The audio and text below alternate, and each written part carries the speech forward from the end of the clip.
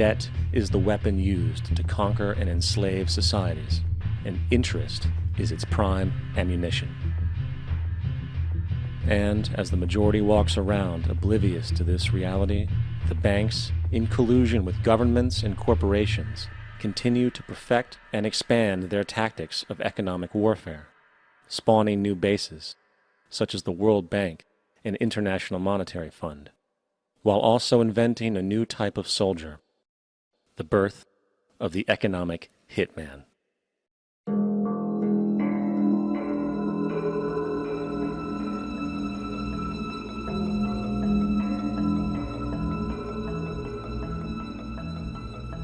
We economic hitmen really have been the ones responsible for creating this first truly global empire. And we work many different ways.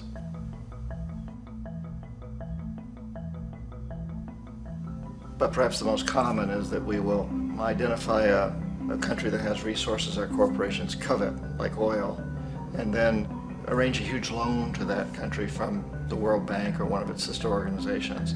But the money never actually goes to the country. Instead, it goes to our big corporations to build infrastructure projects in that country, power plants, industrial parks, ports, things that benefit a few rich people in that country, in addition to our corporations, but really don't help the majority of the people at all. However, those people, the whole country is left holding a huge debt. It's such a big debt they can't repay it, and that's part of the plan, that they can't repay it. And so at some point, we economic hitmen go back to them and say, listen, you owe us a lot of money, can't pay your debts, so sell your oil real cheap to our oil companies. Allow us to build a military base in your country, or send troops in support of ours to someplace in the world like Iraq, or vote with us on the next UN vote. To have their electric utility company privatized and their water and sewage system privatized and sold to U.S. corporations or other multinational corporations. So there was that whole mushrooming thing, and it's so typical of the way the IMF and the World Bank work, that you put a country in debt, it's such a big debt it can't pay it, and then you offer to refinance that debt and pay even more interest. And you demand this quid pro quo, which you call a conditionality or good governance, which means basically that they've got to sell off their resources, including many of their social services, their utility companies, their school systems sometimes, their penal systems, their insurance systems, to foreign corporations. So it's a double, triple, quadruple whammy. The precedent for economic hitmen really began back in the early 50s when democratically elected Mossadegh, who was elected in Iran, he was considered to be the hope for democracy in the Middle East and around the world. He was Time Magazine's Man of the Year. But one of the things that he'd run on and began to implement was the idea that foreign oil companies needed to pay the Iranian people a lot more for the oil that they were taking out of Iran. The Iranian people should benefit from their own oil. Strange policy. We didn't like that, of course. But we were afraid to do what we normally were doing, which was to send in the military. Instead, we sent in one CIA agent, Kermit Roosevelt, Teddy Roosevelt's relative. And Kermit went in with a few $1 million and was very, very effective and efficient. And in a short amount of time, he managed to get Mossadegh overthrown and brought in the Shah of Iran to replace him, who always was favorable to oil. And it was extremely effective. Bombs overflow Tehran. Army officers shout that Mossadegh has surrendered and his regime as virtual dictator of Iran is ended. Pictures of the Shah are paraded through the streets as sentiment reverses. The Shah is welcomed home. So back here in the United States, in Washington, people looked around and said, wow, that was easy and cheap. So this established a whole new way of manipulating countries, of creating empire. The only problem with Roosevelt was that he was a card-carrying CIA agent, and had he been caught, the ramifications could have been pretty serious. So very quickly at that point, the decision was made to use private consultants to channel the money through the World Bank or the IMF or one of the other such agencies, to bring in people like me who worked for private companies, so that if we got caught, there would be no governmental ramifications.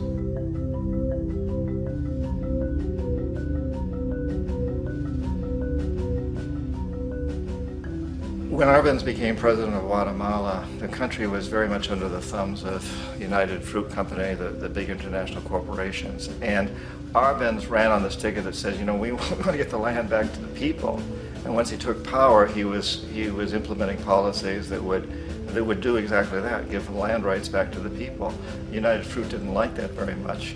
And so they hired a public relations firm, launched a huge campaign in the United States to convince the United States people, the citizens of the United States, and the press of the United States, and the Congress of the United States, that Arbenz was a Soviet puppet, and that if we allowed him to stay in power, the Soviets would have a foothold in this hemisphere. And that, at that point in time, was a huge fear on everybody's mind, the Red Terror, the Communist terror. And so, to make a long story short, out of this public relations campaign came a commitment on the part of the CIA and the military to take this man out. And in fact, we did. We sent in planes, we sent in soldiers, we sent in jackals, we sent everything in to take him out, and did take him out. And as soon as he was removed from office, the new guy that took over after him basically reinstated everything to the big international corporations, including United Fruit.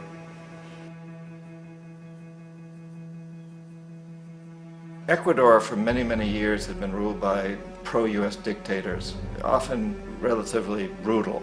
Then it was decided that they were going to have a truly democratic election. Jaime Roldos ran for office, and his main goal, he said, as president would be to make sure that Ecuador's resources were used to help the people. And he won, overwhelming, by more votes than anybody had ever won anything in Ecuador. And he began to implement these policies to make sure that the profits from oil went to help the people. Well, we didn't like that in the United States. I was sent down as one of several economic hitmen to change Roldos, to corrupt him, to bring him around, to let him know, you know, okay, you know, you can get very rich, you and your family, if you play our game, but if you continue to try to keep these policies you've promised, you're going to go. He wouldn't listen. He was assassinated. As soon as the plane crashed, the whole area was cordoned off. The only people allowed in were U.S. military from a nearby base and some of the Ecuadorian military. When an investigation was launched, two of the key witnesses died in car accidents before they had a chance to testify. A lot of very, very strange things that went on around the assassination of Jaime Roldos. I, like most people who've really looked at this case, have absolutely no doubt that it was an assassination. And of course, in my position as an economic hitman, I was always expecting something to happen to Jaime, whether it be a coup or assassination, I wasn't sure, but that he would be taken down because he was not being corrupted. He would not allow himself to be corrupted the way we wanted to corrupt him. Omar Torrijos, president of Panama, was, you know, one of my favorite people. I really, really liked him. He was very charismatic. He was a guy who really wanted to help his country. And when I tried to bribe him or corrupt him, he said, look, John, he called me Juanito. He said, look, Juanito, I don't need the money. What I really need is for my country to be treated fairly. I need for the United States to repay the debts that you owe my people for all the destruction you've done here. I need to be in a position where I can help other Latin American countries win their independence and be free of this terrible presence from the north that you people are exploiting us so badly. I need to have the Panama Canal back in the hands of the Panamanian people. That's what I want. And so, leave me alone. Don't try to bribe me. It was 1981, and in May, Jaime Roldos was assassinated. And Omar was very aware of this. Torrijos got his family together and he said, I'm probably next, but it's okay because I've done what I came here to do. I've renegotiated the canal. The canal will now be in our hands. He just finished negotiating the treaty with Jimmy Carter.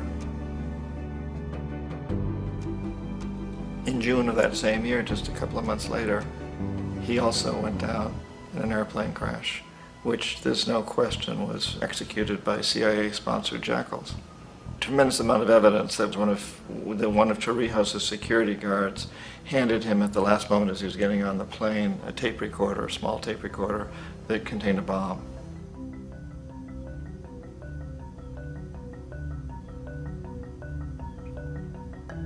It is interesting to me how this system has continued pretty much the same way for years and years and years, except the economic hitmen have got better and better and better. Then we come up with, very recently, what happened in Venezuela. In 1998, Hugo Chavez gets elected president, following a long line of presidents who had been very corrupt and basically destroyed the economy of the country. And Chavez was elected amidst all that. Chavez stood up to the United States, and he's done it primarily demanding that Venezuelan oil be used to help the Venezuelan people. Well, we didn't like that in the United States. So in 2002, a coup was staged, which there's no question in my mind, and most other people's minds, that the CIA was behind that coup.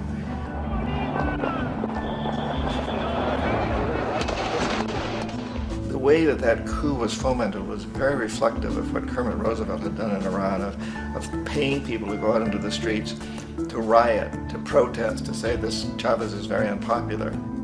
You know, if you can get a few thousand people to do that in television, can make it look like it's the whole country, and things start to mushroom. Except in the case of Chavez, he was smart enough, and the people were so strongly behind him that they overcame it, which was a phenomenal moment in the history of Latin America.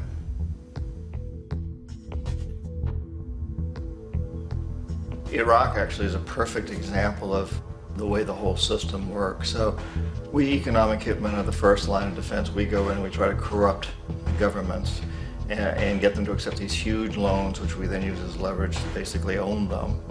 If we fail, as I failed in Panama with Omar Torrijos and in Ecuador with Jaime Roldos, men who refuse to be corrupted, then the second line of defense is we send in the jackals. And the jackals either overthrow governments or they assassinate.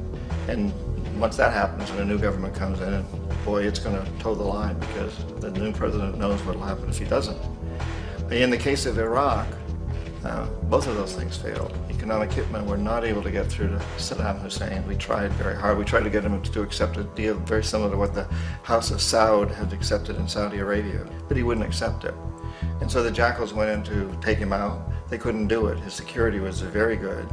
After all, he had one time worked for the CIA. He'd been hired to assassinate a former president of Iraq and failed, but he knew the system. So in '91, we send in the troops and we take out the Iraqi military. So we assume at that point that Saddam Hussein is going to come around. We could have taken him out, of course, at that time, but we didn't want to. He's the kind of strong man we like. He controls his people. We thought he could control the Kurds and keep the Iranians in their border and keep pumping oil for us. And then once we took out his military, now he's going to come around. So the economic hitmen go back in the 90s without success. If they'd had success, he'd still be running the country. We'd be selling him all the fighter jets he wants and everything else he wants. But they couldn't, they didn't have success. The jackals couldn't take him out again, so we sent the military in once again, and this time we did the complete job and took him out, and in the process created for ourselves some very, very lucrative construction deals. We had to reconstruct a country that we'd essentially destroyed, which is a pretty good deal if you own construction companies, big ones. So, you know, Iraq shows the three stages.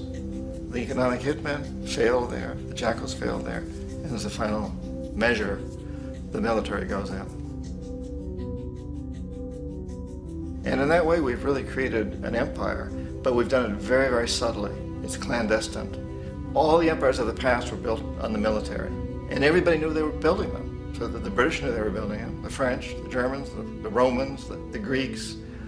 And they were proud of it, and they always had some excuse, like spreading civilization, spreading some religion, something like that. But they knew they were doing it. We don't.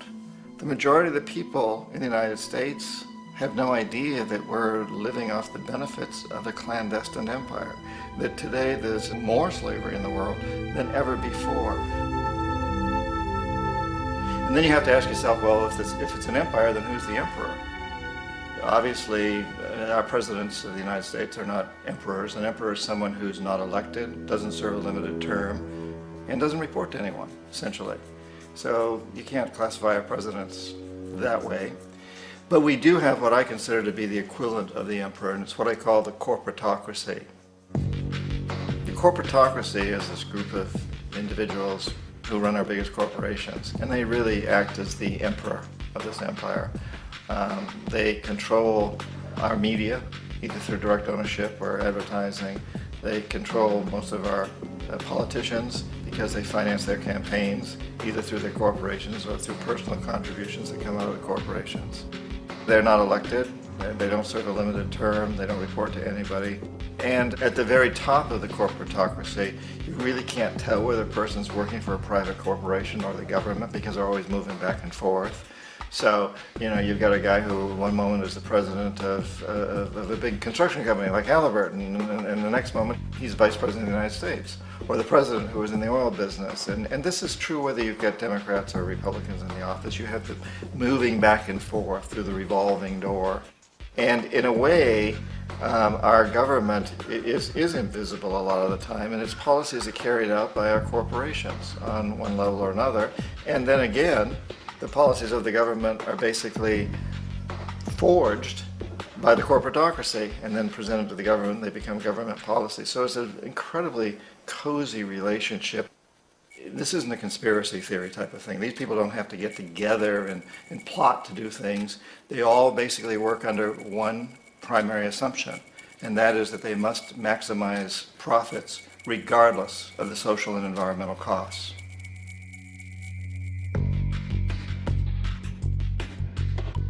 This process of manipulation by the corporatocracy through the use of debt, bribery, and political overthrow is called globalization.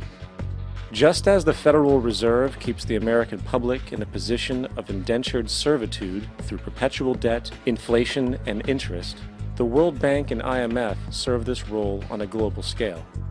The basic scam is simple. Put a country in debt either by its own indiscretion or through corrupting the leader of that country, then impose conditionalities or structural adjustment policies, often consisting of the following. Currency devaluation. When the value of a currency drops, so does everything valued in it. This makes indigenous resources available to predator countries at a fraction of their worth. Large funding cuts for social programs. These usually include education and healthcare, compromising the well-being and integrity of the society, leaving the public vulnerable to exploitation. Privatization of state-owned enterprises. This means that socially important systems can be purchased and regulated by foreign corporations for profit. For example, in 1999, the World Bank insisted that the Bolivian government sell the public water system of its third largest city to a subsidy of the U.S. corporation Bechtel. As soon as this occurred, water bills for the already impoverished local residents skyrocketed. It wasn't until after a full-blown revolt by the people that the Bechtel contract was nullified. Then there is trade liberalization, or the opening up of the economy through removing any restrictions on foreign trade. This allows for a number of abusive economic manifestations, such as transnational corporations bringing in their own mass-produced products, undercutting the indigenous production and ruining local economies. An example is Jamaica, which, after accepting loans and conditionalities from the World Bank, lost its largest cash crop markets due to competition with Western imports. Today, countless farmers are out of work, for they are unable to compete with the large corporations. Another variation is the creation of numerous seemingly unnoticed, unregulated, inhumane sweatshop factories, which take advantage of the imposed economic hardship. Additionally, due to production deregulation, environmental destruction is perpetual, as a country's resources are often exploited by the indifferent corporations while outputting large amounts of deliberate pollution. The largest environmental lawsuit in the history of the world today is being brought on behalf of 30,000 Ecuadorian Amazonian people against Texaco, which is now owned by Chevron. So today it's against Chevron, but for activities conducted by Texaco. Estimated to be more than 18 times what the Exxon Valdez dumped into the coast of Alaska. In the case of Ecuador, it wasn't an accident. The oil companies did it intentionally. They knew they were doing it to save money out there rather than arranging for proper disposal.